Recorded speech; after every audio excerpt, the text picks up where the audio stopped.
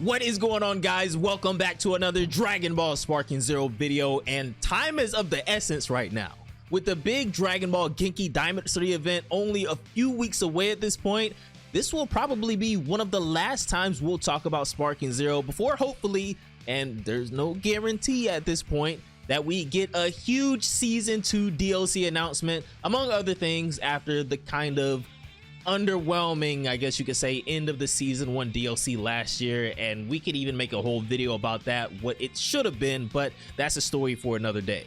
With that being said, this will probably be one of, if not my final predictions before the big event comes, so I'm gonna try and cover everything that I have in mind as best as possible for you guys. And actually, while I'm recording this right now, I thought of something else that I should have added to the video that I wanted to talk about, so we'll probably do another prediction right before the event. Not only basing my predictions off of current Dragon Ball games content like Kakarot, the mobile games, even Genshin Squadron to an extent, but also where I think the franchise could be going as well, which I think could also play a part in potential DLC as well, but we'll get into all of that in a bit. If you guys have been enjoying all the Dragon Ball content recently, consider leaving a like on the video and subscribing to the channel for more, because as I've been saying for a while now, 2026 is going to be a great year for us. And without further ado, let's hop right in.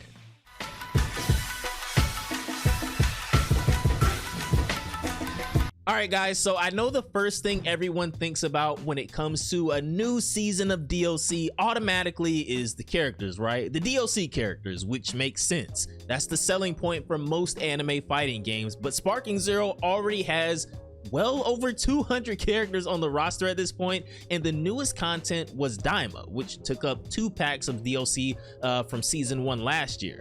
Mostly just for character slots, but we did finally get a new stage as well, and this is where I want to start. I know you guys might not feel the same way, but I have faith that Bandai and Spike Chunsoft learned from the feedback we gave last year, and we have a lot of feedback last year for a lot of different things when it came to the severe lack of new stages, and this first DLC pack from Season 2 will have to have new stages as well, and I really feel like it will. I feel like maybe this will be either an expanded GT pack, and the stages could be either Planet Tuffle or Kami's Lookout, and we'll talk about characters in one of these next parts, but just remember this.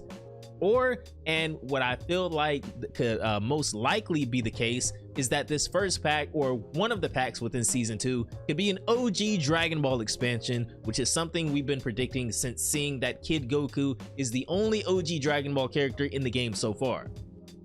Stages that could be added in this pack could be Penguin Village, Mount Paozu, or Roshi's house, or even something like the Red Ribbon Army base. These are all maps or stages that we've seen in prior Tenkaichi games. So really, I feel like anything that's been in a prior Tenkaichi game, whether it be Tenkaichi 1, 2, or 3, I mean even back to the Budokai games, right, should be fair game for Sparking Zero at this point. I mean, we have so much prior content that was excluded from this game. I'm actually surprised that we only have, what, 11, 12, 13 stages or something like that. There's a lot that they still have to add to this game outside of just DLC characters. There's so many things that they could do with an OG Dragon Ball DLC that I'm kind of hoping for this, to be honest. And if I remember correctly, wasn't there some like data mine leak or something like that probably about maybe a little bit under a year or so ago, maybe even around the time the game came out? I'm pretty sure there was some leak that had something to do with an OG Dragon Ball DLC pack, but that's a story for another day as well. One thing I'd love to also see come back that they surprisingly haven't done since the very first DLC of Season 1 is bring back more custom battles through DLC. In the Hero of Justice DLC, we got the Ultra Instinct Goku versus Beast Gohan battle, which, I mean, I guess I kind of understand that because it was in the manga and it was a huge deal at the time. But I also kind of understand why we wouldn't get one based on Daima in either of the DLCs as well. But in the future, when we eventually get an OG Dragon Ball DLC, I definitely think we could see like an Arale custom battle or something like that. Or maybe even like, and I know this is a lot less likely, but maybe even like a Grandpa Gohan custom battle or something like that. Beyond just stages and the obvious gameplay and character adjustments that will continue to be frequent throughout the year, One of the most important aspects for Sparking Zero to focus on this upcoming year is bringing more offline content to the game, and I've been screaming about this since early last year, ever since like the first Diamond DLC, the second DLC that we got in season 1. I have been preaching that more offline content needs to come to the game if we want this game to keep surviving. That is a side of the player base that cannot and should not be ignored.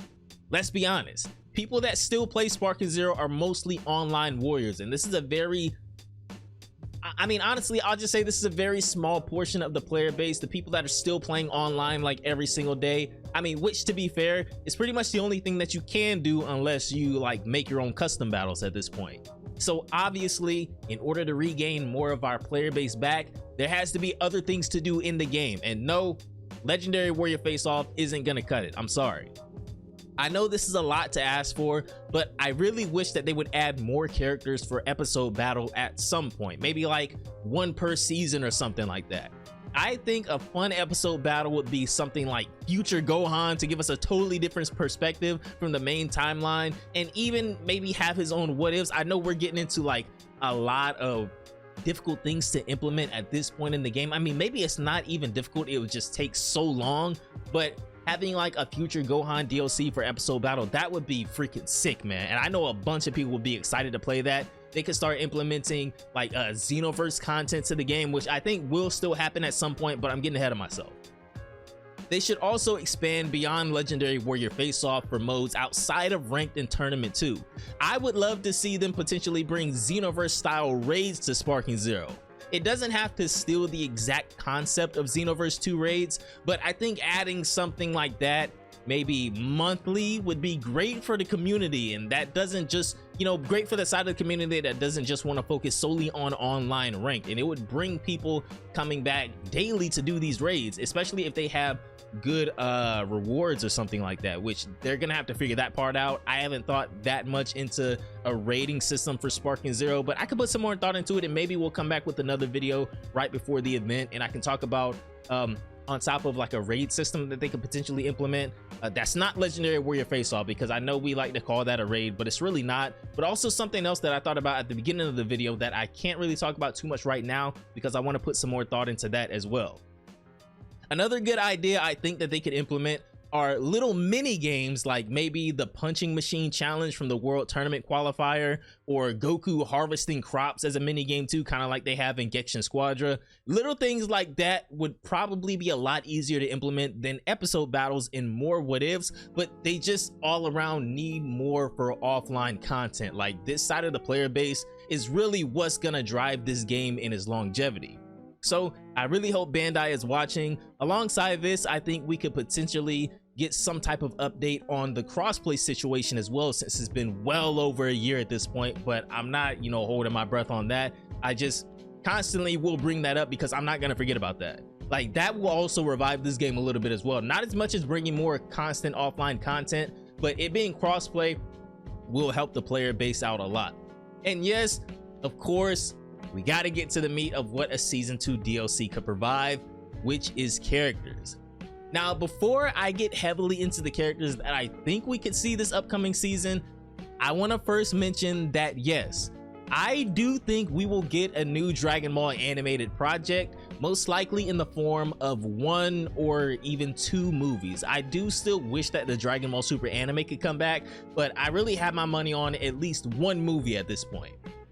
With that being said, I also feel like we could possibly, even if not in season 2, or depending on when the animated project that I'm suspecting to get announced is released, could potentially see that included in like a part 2 or the last part of the season pass maybe.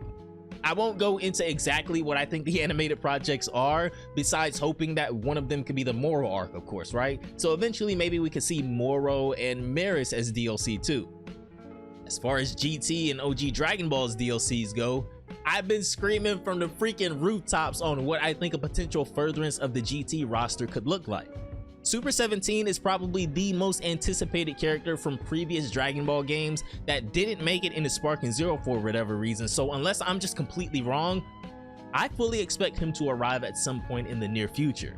Besides him, of course, We have Nova Shenron and Ice Shenron. These two are very obvious picks for a more expensive GT roster. And I think on a slightly less probable level, maybe characters like Real Doe, Legic, possibly 17's Hellfighter outfit as a cosmetic DLC, since we also haven't gotten one of those since the first Hero of Justice DLC pack. There's just a lot that they started off really strong with that superhero DLC last year, and the Diamond DLCs were just so lackluster. Let me know down below in the comments if you guys feel the same way. More customizations is something I could rant about for another 10 minutes, but I'm trying to keep this video really organized and concise, so we'll save that for another time when I can put some more thought into it. OG Dragon Ball is a very interesting one though. There are a lot of characters that we could potentially see that, much like some of the GT characters, have been in past Tenkaichi games, so we're anticipating seeing them at some point, like Arale, Demon King Piccolo, General Tao, even Devilman, which would be pretty cool to see in Sparking Zero. And all these characters are like pretty much a whole pack right there. I can't really speculate too much on things outside of what we've been seeing in past games that were excluded from Sparking Zero that we could see in upcoming DLC, but again, the new anime project or projects will of course mean more content for all of these games in the future. Let me know what you guys think down below in the comments when it comes to speculation for Season 2 of Dragon Ball Sparking Zero. This is like the bare minimum that I'm expecting, but things could very well change leading up to the event later this month, and also depending on what they announce at that event. Like I said, we're expecting, or me at least, I'm expecting at least one Dragon Ball animated project, but we have two big project reveals and then the announcement of the new Dragon Ball game as well. So I'm hoping for at least one movie and the anime coming back, or maybe two movies, which will probably be a little more likely, but again, we'll have to wait and see. When we get closer to the 25th, I'll probably go a little bit more in depth with things like major updates that need to happen, customizations, more emotes, and more stages that I feel like must be brought to the game, and more. But this is like the baseline of what I wanted to talk about in today's video that kind of covered a little bit of everything. Leave a like on the video, subscribe to the channel for more. Let me know down below in the comments some things that you guys are expecting to see whenever this Season 2 DLC for Dragon Ball Sparking Zero eventually gets announced, which I think will happen at the Genki Diamond City event. Have an amazing day. Please stay safe out there, guys, and I'll see you in the next one. Peace out, my boys.